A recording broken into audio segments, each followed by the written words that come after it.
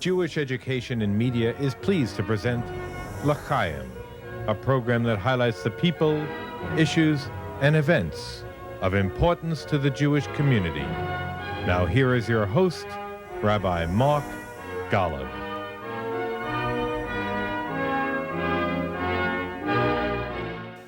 I'm Mark Golub, and one of the issues being debated today on the American scene in general, as well as in the Jewish community, concerns the way we view what has generally been called the war on terrorism. Is there an actual war on terrorism going on today? And if so, with whom is the West at war? And if we are at war, is there an honest assessment of who the enemy is? This is just one of the questions we'll be discussing on this edition of L'Chaim, as I'm so fortunate to be joined by two individuals who each bring an unusual level of thought and clarity of thinking to many serious issues confronting the Middle East, albeit from somewhat different perspectives. It's my pleasure to welcome back Daniel Pipes, the founder and director of the Middle East Forum. Daniel Pipes is also a political analyst who specializes in issues related to the Middle East and the study of Islam. And it's always a pleasure to be sitting with Eric Yoffie. Rabbi Eric Yoffie is the immediate past president of the Union for Reform Judaism. He now writes for the Huffington Post, Haaretz, Jerusalem Post. He's been one of the major American Jewish voices on issues related to the Middle East and the nature of Jewish life today. And I'm honored to say that both Daniel Pipes and Eric Yoffie are members of our panel of commentators, and it is wonderful that you would both come out here and sit with me today. Thank you so very, very much to both of you. Thank you for the invitation. It's wonderful to be here. Thank you. All right, so I want to first I want to identify the two of you, and I hope you both agree with the way I do that. In some part, you are associated with Eric the left, Daniel the right. In my own mind, and this is what I want you have a right to clarify, I don't consider either of you to be on the far left or the far right. I find you on the left and right, but within a general centrist consensus, so that I feel that what the audience is about to hear is a discussion of people who come at the issues from a different perspective, but neither one of you are falling off the world on either side of the issues. Do you think that is a fair assessment, Eric? Basically, I think I use the term center-left when characterizing my own views. Other than that, I'm perfectly fine with what you said. Daniel? I'd say I'm in the main body of the Republican Party. Okay. So, Daniel, I want to begin by asking you to comment on a quote. This is what you said about the war on terror. The outcome of the war on terror, I submit, will have less to do with breakthroughs in avionics or intelligent coup than with the degree to which civilized people understand the nature of their enemy and join together to fight it. Are we, Daniel, in a war against terrorism, and if so, with whom? Well, the term war on terror came from George W. Bush the night of the attack on the World Trade Center and the Pentagon, September 11th, 2001. It was a term that came into public use because we didn't have an idea yet. We had suspicions, but we didn't have a culprit yet. So we didn't know who it was. So it was an act of terror, and we were going to fight that act of terror. But in retrospect, it's a completely inadequate term because terrorism is obviously not the enemy. It'd be like saying that World War II was about fighting kamikaze pilots who attacked Pearl Harbor. It's not exactly what World War II was about. It's a tactic that was used at a certain place and time. The real enemy here is a form of radical utopianism that goes by various names: radical Islam, fundamentalist Islam, political Islam, totalitarian Islam. The term that has been more used of late is Islamism. I think it's a good one. So we had fascism, communism, and now Islamism. Three barbaric, hideous challenges to civilized life.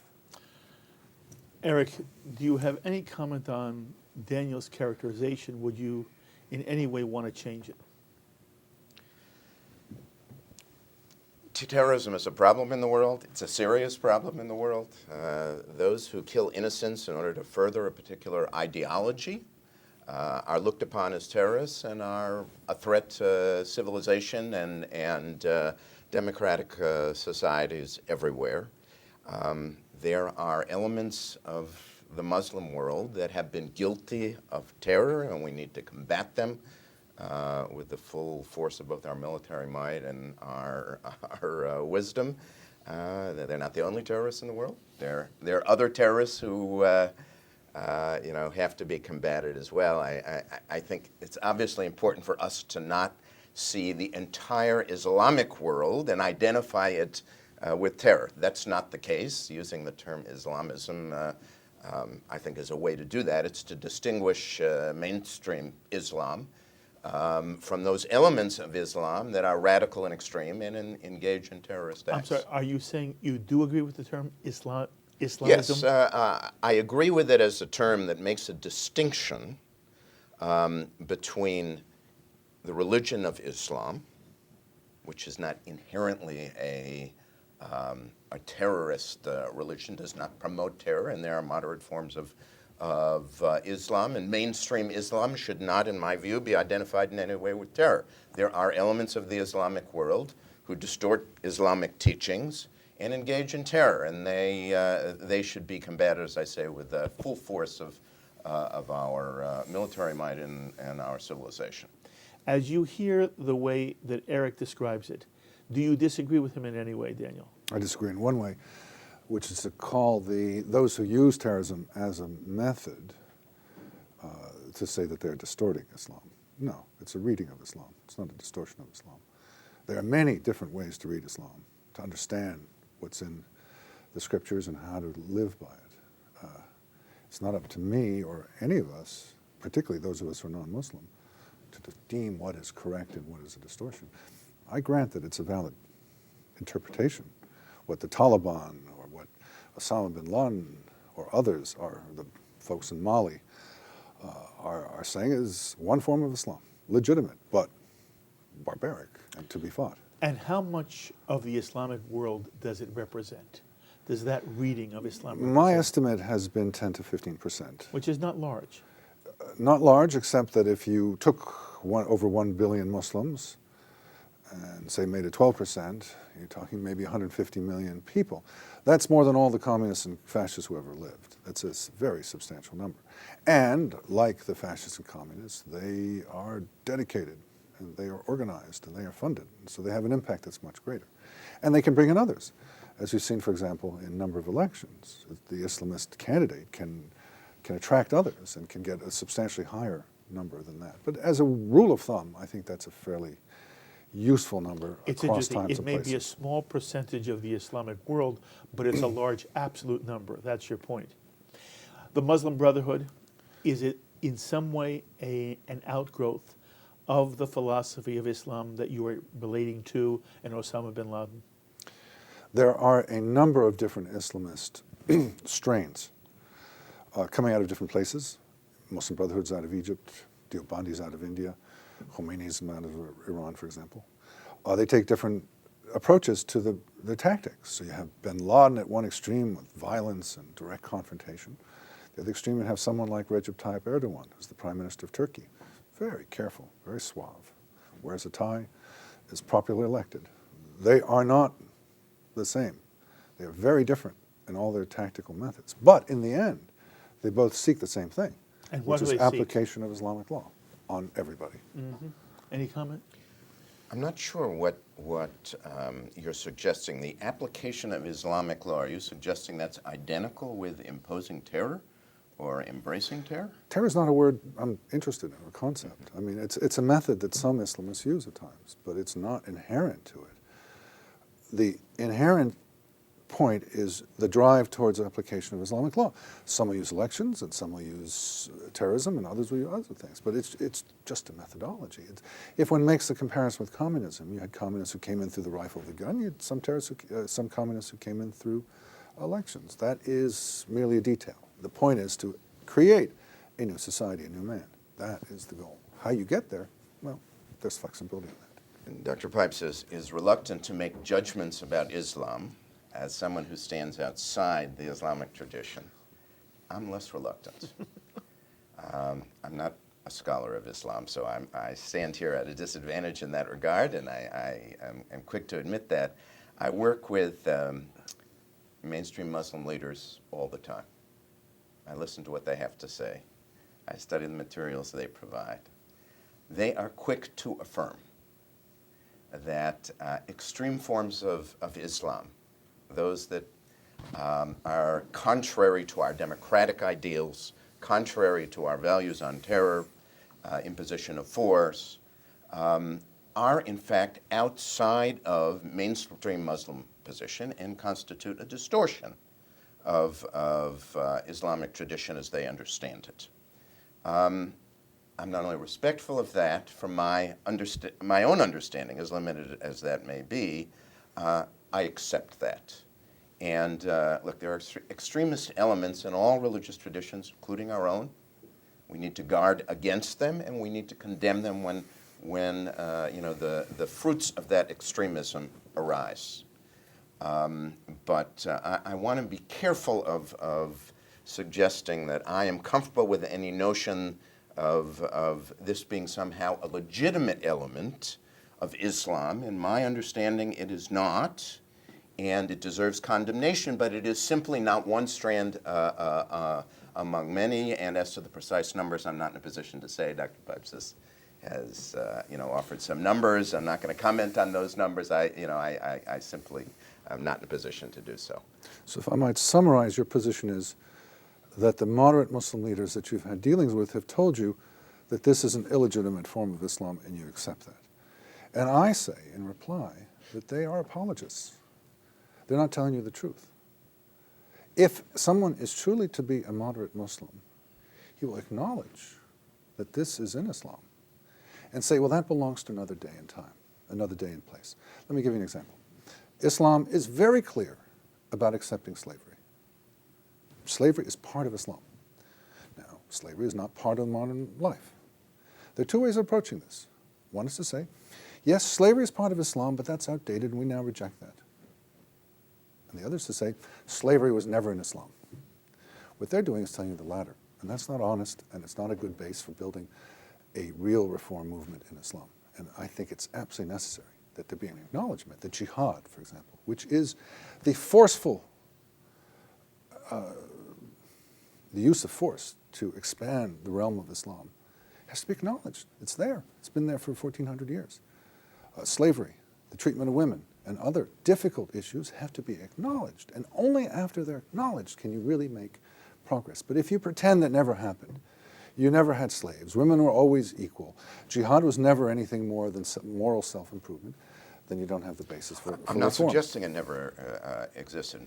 You're dealing with issues that we deal with in every religious tradition. Extremism depends upon a reading of particular religious sources.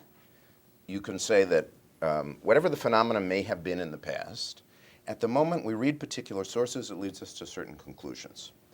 Is that a legitimate reading in one particular strand of tradition, or is it a distortion of that tradition that goes beyond what we now see as accepted norms? We face that in Judaism all the time, and we face it right now. When I see extremist elements, including terrorist elements of Judaism, one could make the argument, I suppose, that those elements simply are built upon a particular reading of tradition. I'm prepared in those instances to say that's absolutely not true.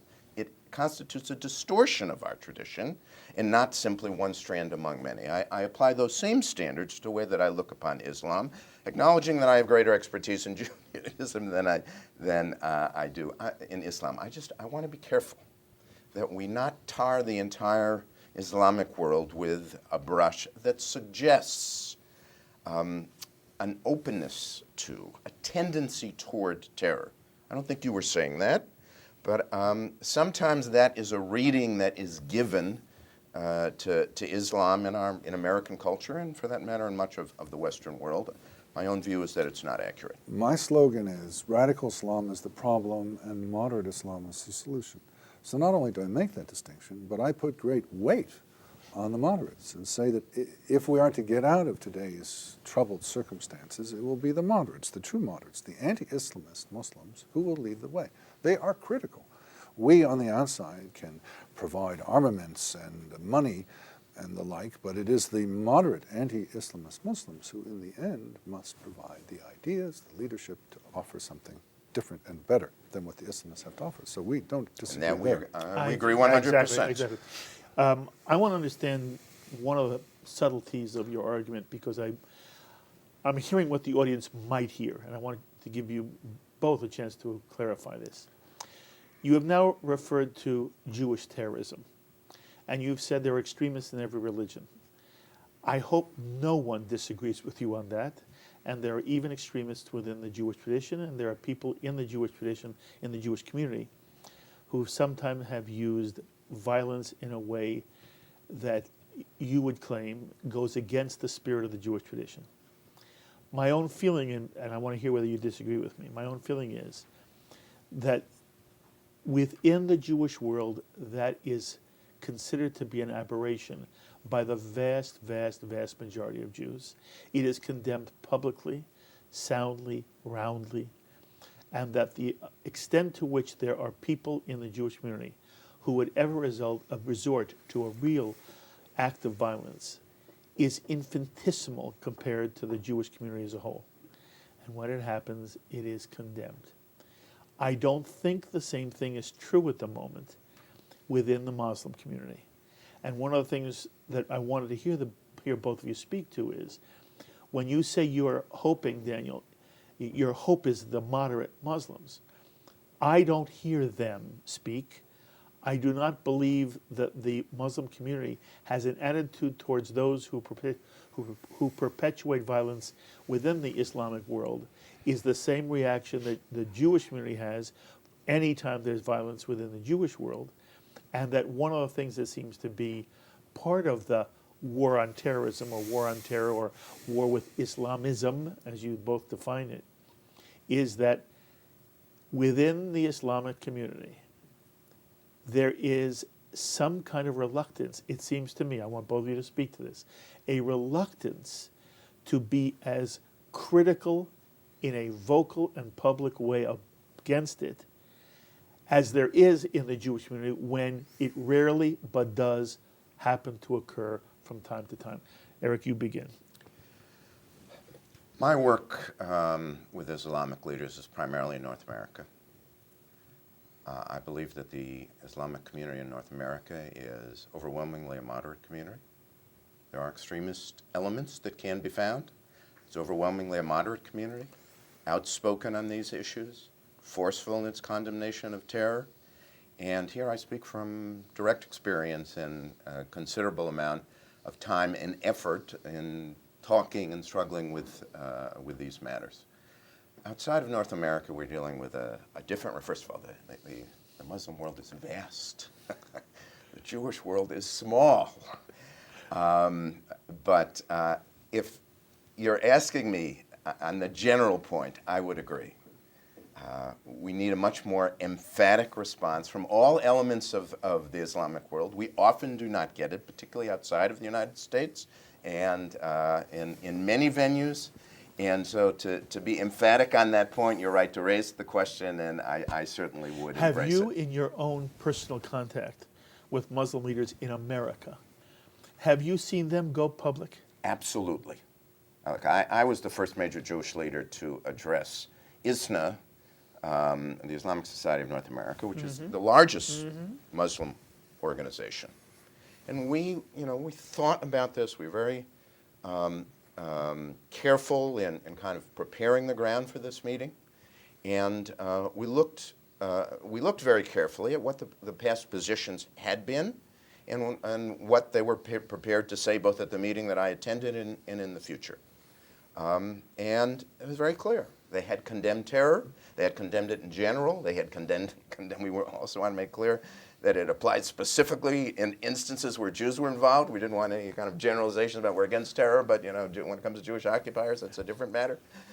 They affirmed both Israel's right to exist in a two-state solution. They affirmed it not only in their various resolutions, but actually at the meeting when I was there in every conceivable form and in every conceivable way. So we need to be very careful about how we speak when we're looking at the North American Muslim community. Again, it is a moderate community. It's a community that's reached out to us. We have our differences on Israel, but on fundamental questions that we have been raising here, in my view, the major leaders have been very outspoken. Again, this is within the American Muslim community. I'm speaking about the North American, the American Islamic community. I'm not speaking of the community outside North America, where Dr. Pipes obviously goes far more than I do. I'm asking you the same two questions. One is, I'm concerned, first of all, I do not want to compare Jewish terrorism to Islamic terrorism, and I want to make sure that And neither do I. Yes, I want to make sure that when Eric said that, there was no confusion.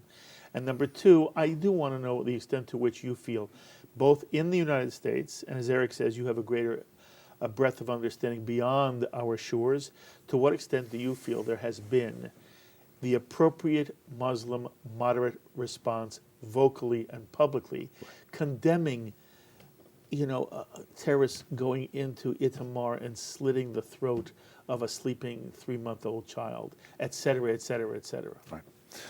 On your first point, as you heard me before, compare Islamism to communism and fascism. I specifically did not compare it to Judaism and Christianity. I think that's not a helpful comparison. There is nothing remotely comparable in Judaism, Christianity, or Hinduism, or Buddhism, or any other religion to Islamism. It is a sui generis phenomenon that came out of the 1920s, that came out of the rise of communism in Russia, and particularly fascism in Italy. It is that part of the political realm, not Judaism, Christianity. Point two, you asked more or less the standard question is, aren't moderate Muslims like the unicorn, much discussed and never seen? Well, just point to recent events. In Egypt, you have this uprising of moderates against the Islamist government. It has different components, the ultras, the soccer fans, the disabused. It's not what I'm talking about. Well, let me I'm also talking point about whether moderates are speaking out against terrorism. Okay, let me go.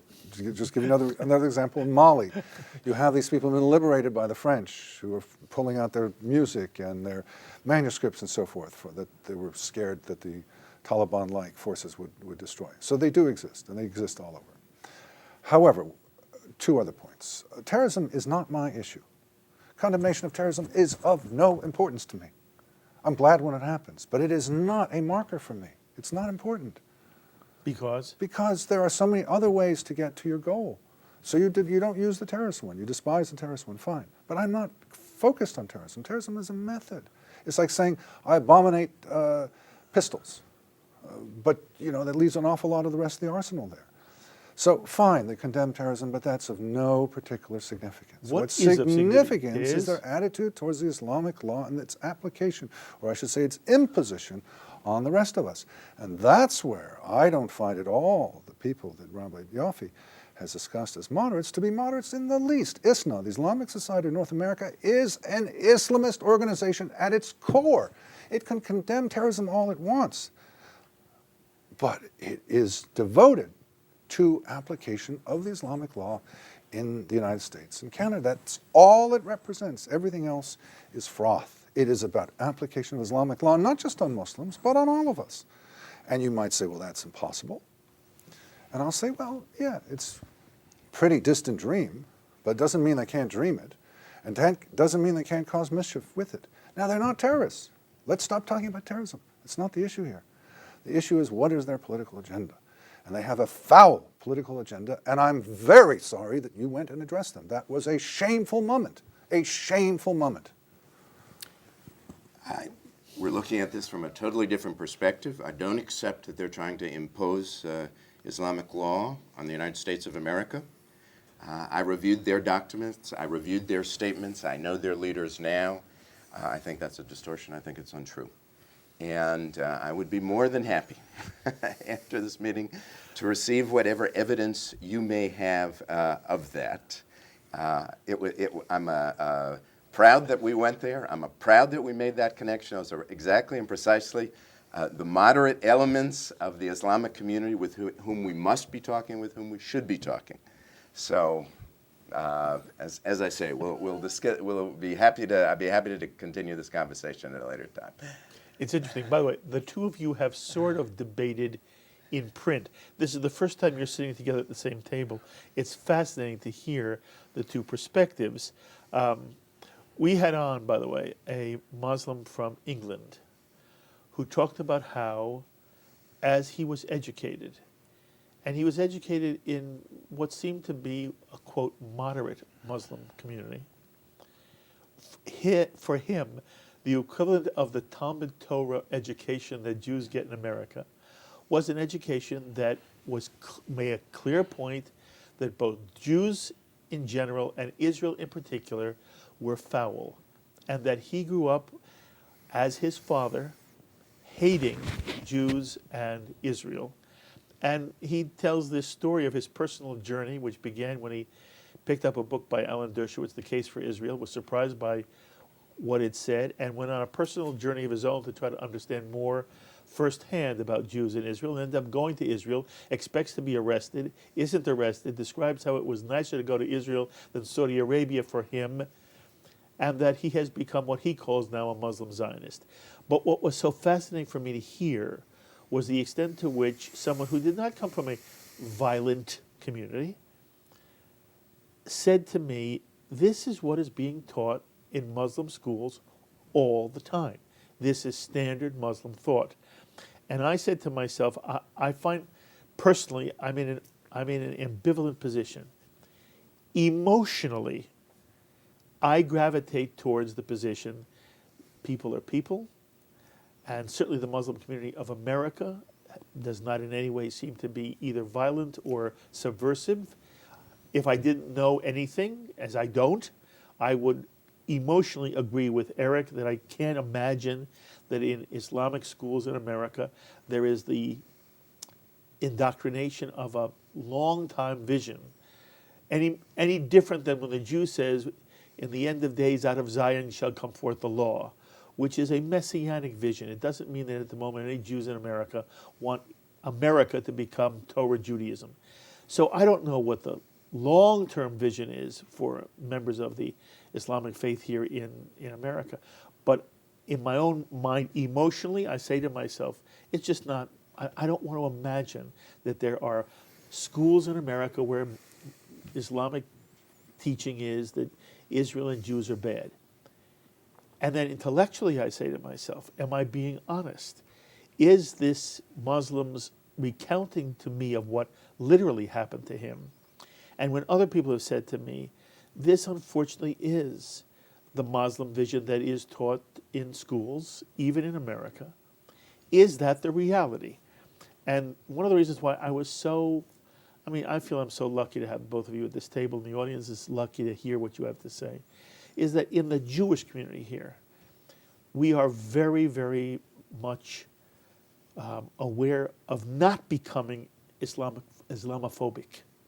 We do not want to persecute the Muslim community here in America any more than Jews have ever experienced anti-Semitism and discrimination throughout history. And what we say should be carefully crafted.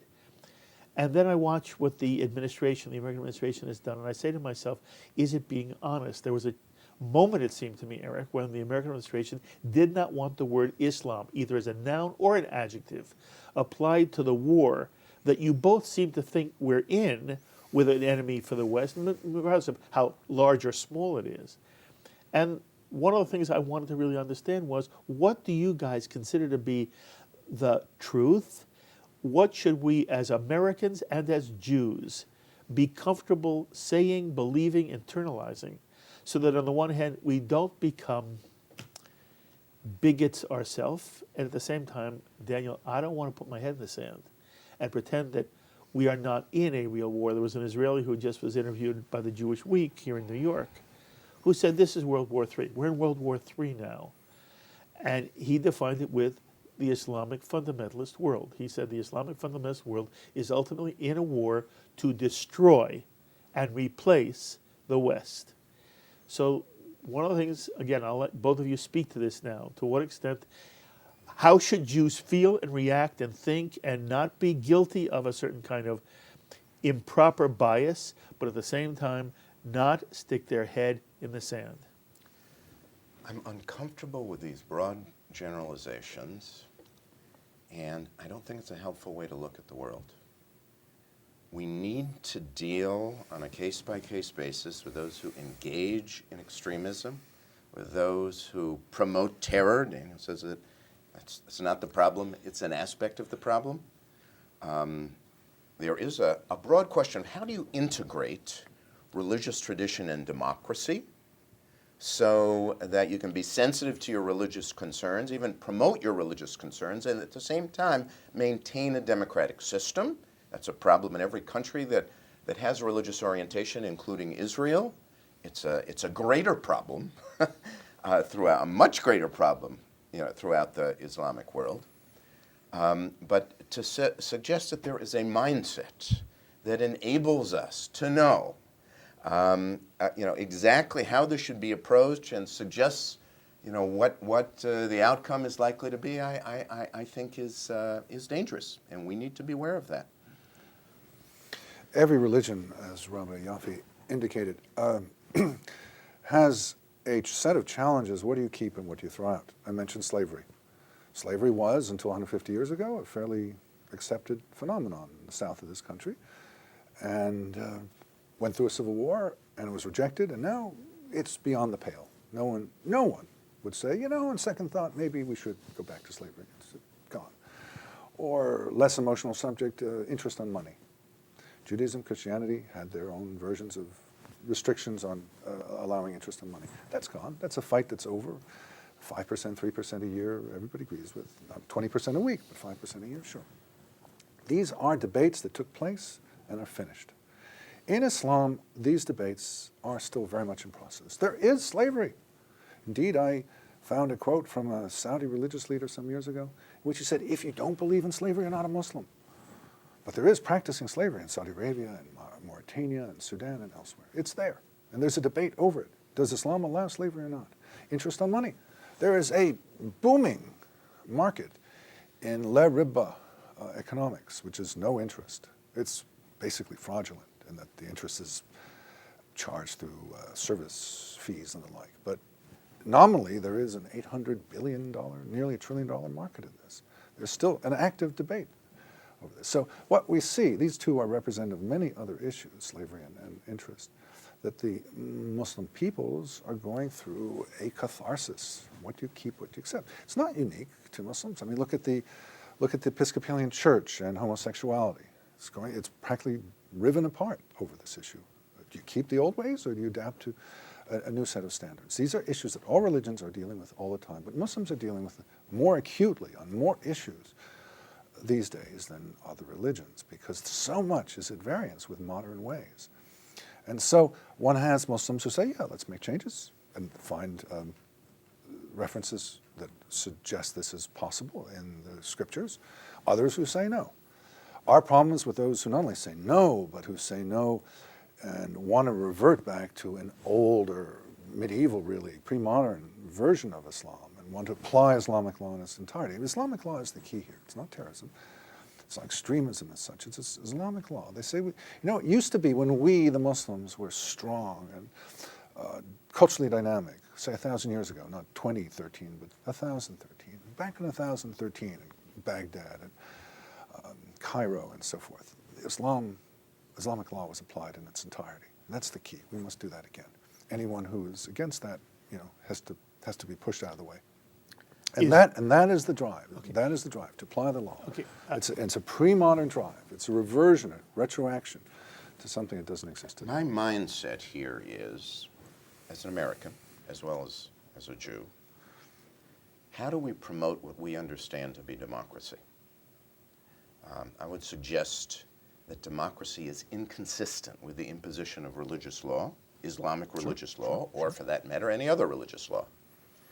And so that should be our general framework for looking at this. We want there to be democracy. Wherever it's possible for democracy to exist, we want to promote democracy as Americans and also as Jews. Because democracy ultimately moves in the direction of moderation and opposition to extremism and to terror and so on. So in that framework, I have no problem with anything that Dr. Pipes just said. I'm suggesting, though, a particular approach that I think it's helpful for us to take. I accept your general approach, but I would demur on the concept of democracy. I think it's a bit superficial, limited to the political realm. I mean, say the treatment of women in a household is really not much to do with how one chooses one's political leaders. I would use a more general term like modernity. It's the modernizing of Islam that has to take place. And the two key areas are relations between Muslims and non-Muslims, the relations between men and women. And a third area would be the use of force to spread Islamic power. Those would be the three things. And that's, I think, broader than democracy. It has to do with accepting modern norms. We don't do these things anymore. A father doesn't own his daughter, can't kill his daughter when he's not pleased with her. That's not something we do anymore. Issues between men and women are again, central in every religious tradition. All of those that have sometimes what I would suggest is a pre-modern mindset are struggling with that in a different view to how one looks upon the status of women than I'm likely to have. But here, in this instance, I think we need to approach that issue with a certain element of caution. You can't, my own views are very clear, and my own religious approach to the religious tradition is also very clear. Within a certain framework, I have to be respectful of those who approach these issues in a different way, up to a point. Up to a point, consistent again with the values of what I've said are our democratic life. Well, to put it in perhaps more personal terms, I look for the evolution of Reform Islam.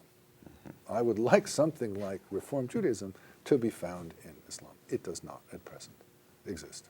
Well, first of all, I think that's fair. Anything approaching what we know as Reform Judaism and the progressive principles that we adopt, and which are ultimately Western European principles that evolved really beginning in the 19th century, such a movement does not exist in the Muslim world.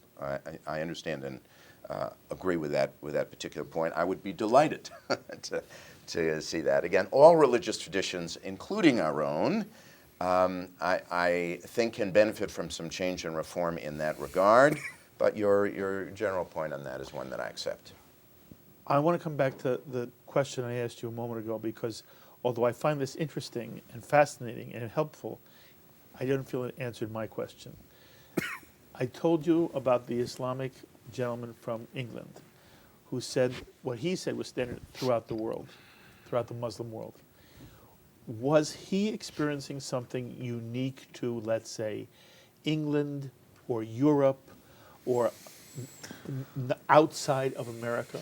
Or if I was at a Muslim school in America, would I hear the same anti-Israel, anti-Jew teaching this man experienced as a child? Let's go back a bit. Islam sees itself as the original religion. Abraham was a Muslim. Moses, Jesus, they got things a little right and a little wrong. They're deficient versions of Islam, of the true religion. Islam is inherently superior to these, and not to speak of other religions which are yet more inferior. Islam is the truth. These other religions are variants of it. In that approach towards Judaism and Christianity specifically, there's a sense of superiority, which is very different from the historic Christian attitude towards Jews, which was far more convulsed and fearful, obsessive, and so forth. Muslims historically, let's say up to 1800, felt a sense of superiority and saw Jews and Christians as following an inferior version of what they have. Come the 19th century, come the Europeans, the Christians, and by the way, the improvement in the status of Jews, because Jews become kind of honorary Christians, local Jews, in places like Algeria and Egypt and elsewhere. Things change, and that superiority is hard to maintain in the face of overwhelming European Christian power, physical power, but intellectual power, everything. Europeans are in charge, Muslims are behind, and are suddenly shocked to learn how weak they are. And out of this comes venomous feelings of anger and frustration, some of which are directed against Jews, and the creation of the State of Israel only increased that. Jews had been somewhat peripheral. European ideas of anti-Semitism had reached the Middle East. Protocols of the Elders of Zion was there in 1920. Earlier, back to 1840, the French more or less oversaw a pogrom in Damascus. That's when the first of the Jewish institutions, the Alliance Universelle Israélite, got founded. What I'm getting at is that the Christian impact in many different ways, whether it be anti-Semitism or whether it be raw political and military power, caused Muslims to focus on Jews, caused them to feel not the sense of superiority, but fearfulness and frustration. And this has come out today in a widespread hostility, anti-Semitism, that is not historically Islamic, but is very much there now. To put it differently, the locus of anti-Semitism has shifted from the Christian world, where it originated, to the Muslim world. Okay. You now have instances in the Christian world, but they're rather minor. Again, in the Muslim world, it is widespread. But all I want was an answer. Yes, is your answer. Oh, the answer is okay. Okay. Yes. So what do you think about that? Yes. Look, I thought that was a rather selective history. I appreciate it, but the history between Christians and Jews, I think, would deserve a little bit more attention, in that regard. Christianity, which saw itself as the successor religion to Judaism, as the true faith. And I think a focus on Islam, I certainly agree with the premise that Islamic anti-Semitism, as we see it now, is, in those cases where it exists, very vicious, deeply and profoundly troubling, and not historically part of the Islamic tradition for a whole variety of reasons, and Dr. Pipes referred to them.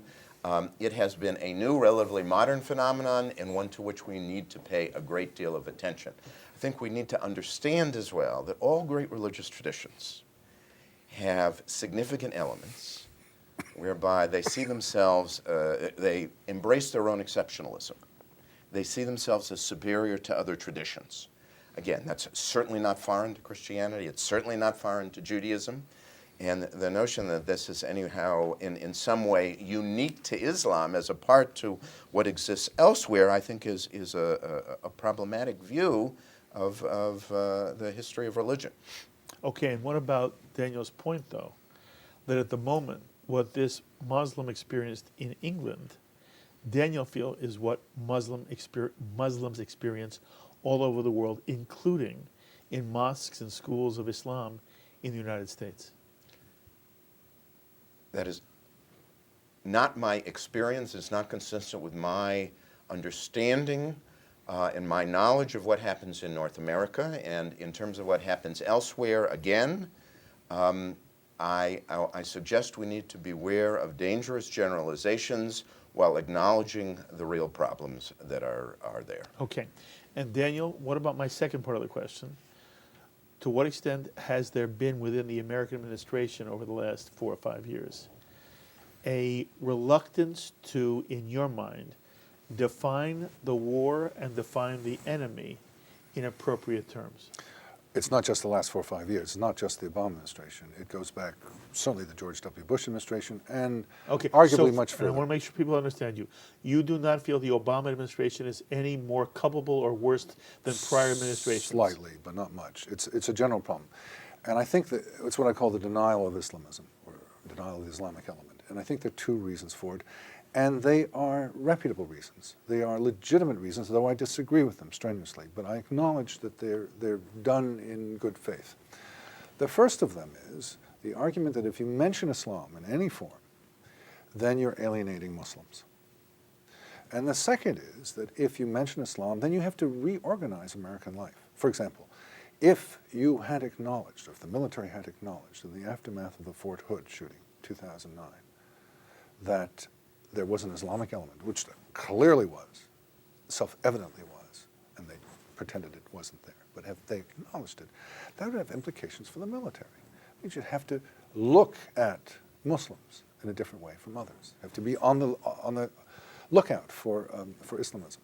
And the military didn't want to do that. And so it said, this is was the that workplace. Was that a mistake?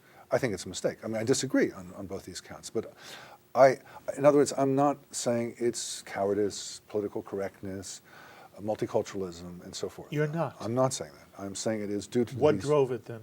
what I just told you, not wanting to offend Muslims and not wanting Out of to, respect for Muslims? partly that and Or out partly of not fear of Muslims? partly that too, but most importantly, I think a worry that you'll alienate Muslims, and Muslims who would work with you or would not be violent would become just hostile or violent. As I say, I don't agree with these reasons, but I think they are reasons done out of good motives. Daniel, why did we bury Osama bin Laden at sea rather than bring him back to the United States? To make things simple, not to have any fuss, not to have any arguments over it, not to have to worry about this becoming a shrine and so forth. Was it the right thing to do? It was expedient. I think it was, yeah, I have no problem with it. Okay. Anything Daniel say here trouble you? Look, first of all, I think George W. Bush was a hero in terms of how he dealt with issues of Islam. I don't say that a great deal about President Bush, but I agreed with him on certain things, and I thought he brought a real sensitivity to the issue. He wanted to take on extremism and he wanted to take on terror, but he also understood at the same time that there was not a war against Islam, and he made a particular effort throughout his administration, including in the most difficult point, to affirm that we could embrace Islam while we're rejecting, extremist elements. And I think President Obama has done a pretty good job as well. Once again, I'm uncomfortable with the language of generalization. We have to oppose extremism in all cases, and when it's religiously motivated, we shouldn't be afraid to say so. Most anti-abortion extremists and terrorists, and there are such people, are motivated by Christian ideals. Distorted Christian ideals, in my opinion. Motivated by Christian ideals. To the extent that there's a religious element there, we shouldn't be hesitant to identify it because it's necessary in order to combat it. There was no particular reason after Fort Hood. We should have acknowledged that there was a religious element there, that it could conceivably recur elsewhere, and therefore we had to be prepared for it. So in all instances, that's an appropriate thing to do, but I'm worried about generalizations, and I think we need to beware. And articulate for us the generalization that worries you in this context is what, because it might lead to what? I'm afraid that we're speaking a language that will suggest and has suggested that Islamic Americans tend towards extremism and perhaps are not entitled to all the rights that other Americans are entitled to. Well said. That is beautifully said. Address that. That's a concern Eric has. He represents a real legitimate concern within the Jewish community.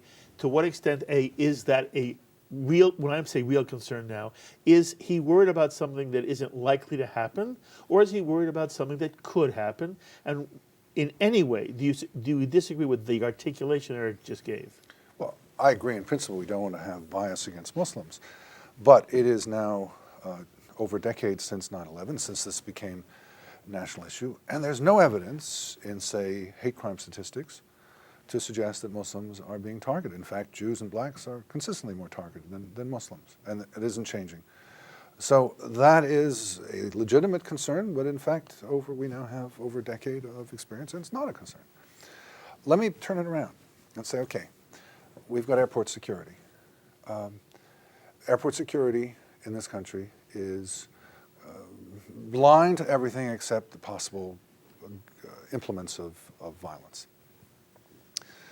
I and many who think like me consider this what we call security theater. It's not serious. Real airplane security is more or less what the Israelis have, which looks at the people and asks questions. It looks, who are you? Why are you traveling? Where are you going? Gets your demeanor, asks you things that might elicit information that could be useful. We don't do that.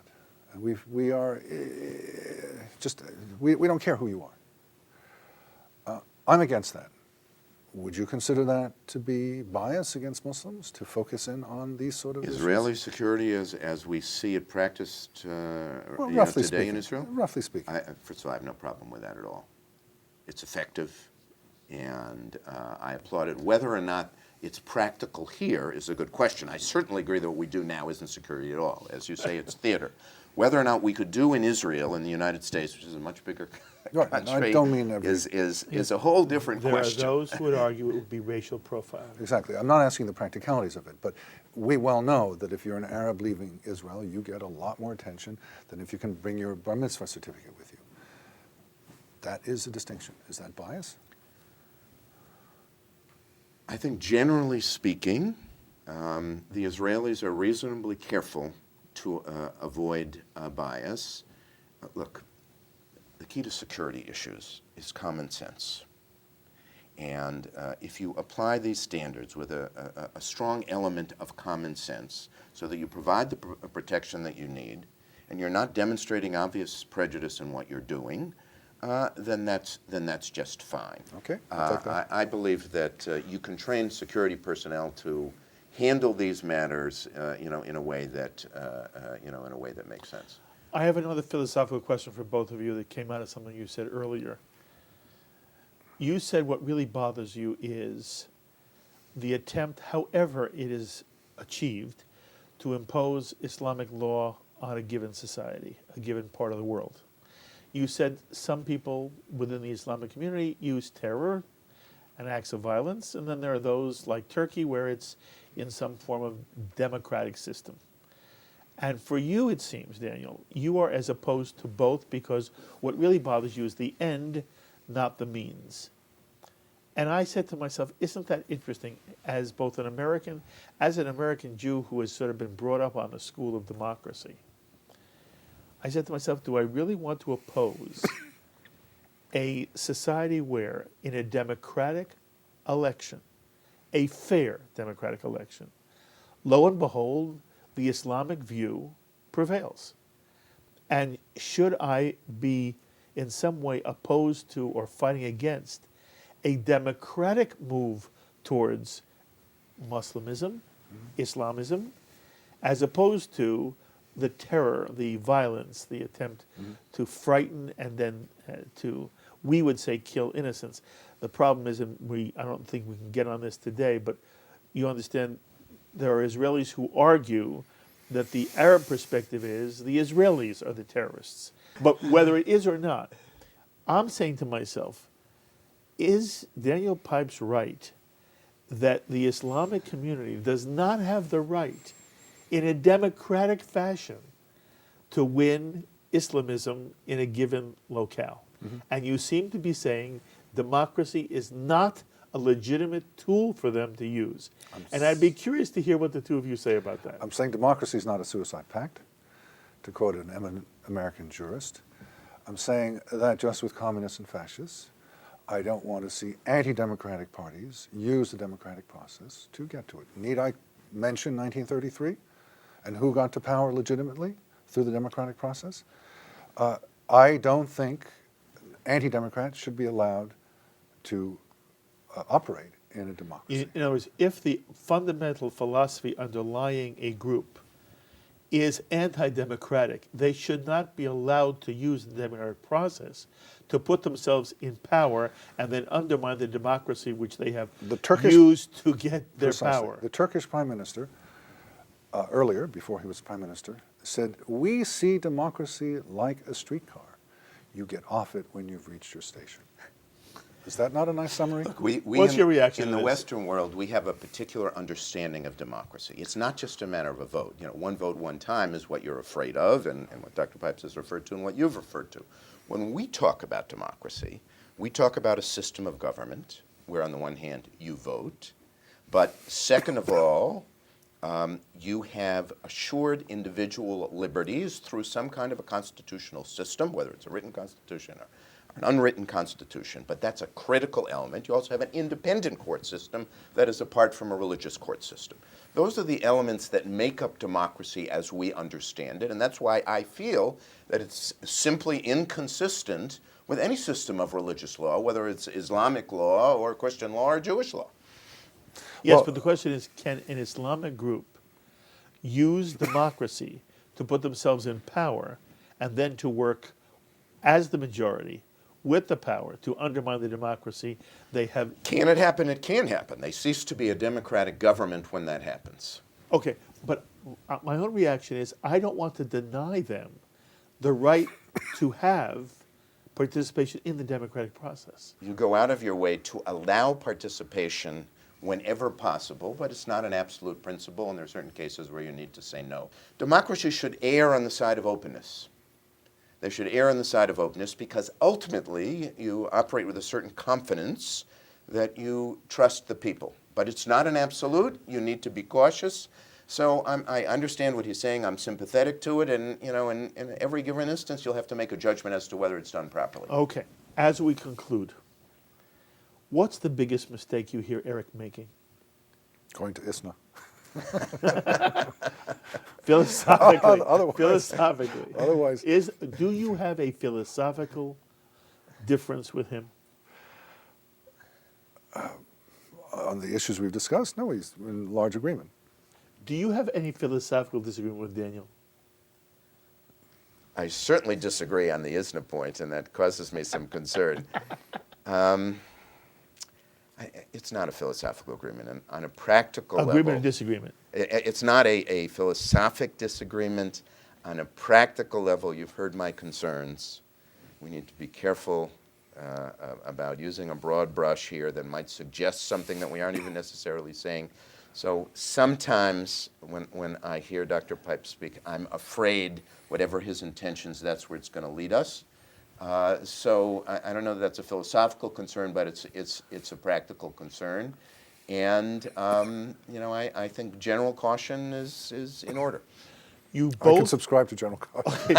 but are you saying to me that at this table, Daniel Pipes and Eric Yoffie agree as they view the war on terror or the war on Islamism?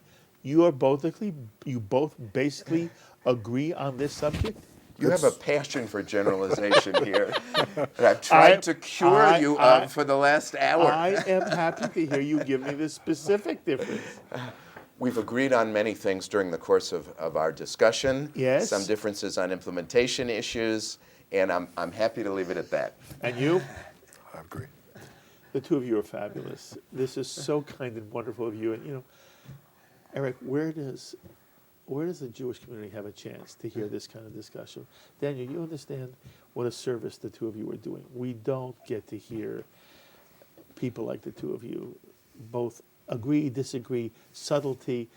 I just think it's wonderful that the two of you are willing to sit at this table, talk with each other, and talk in front of America and American Jewry. So I respect both of you enormously. Thank you, Daniel. Thank you so much. Thank you, I appreciate it very, very much.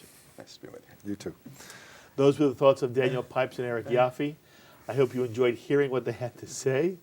As always, I hope you'll also be in touch with me with any thoughts or comments you have on the ideas expressed by each of them. Please email me, write me, post on our Facebook wall, tweet me. I look forward to hearing from you.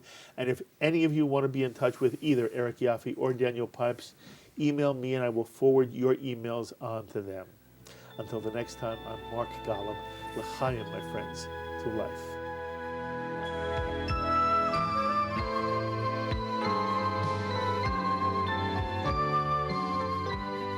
We would be pleased to send a complimentary DVD of this program to anyone who wishes to support Shalom TV with a tax-deductible gift of $36, double high or more, to the nonprofit organization Jewish Education in Media.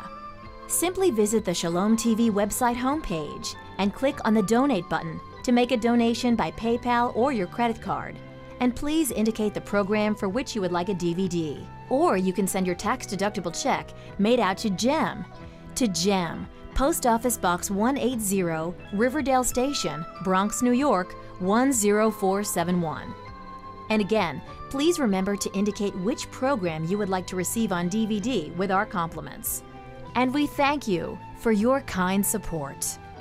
L'chaim is a presentation of Jewish Education in Media.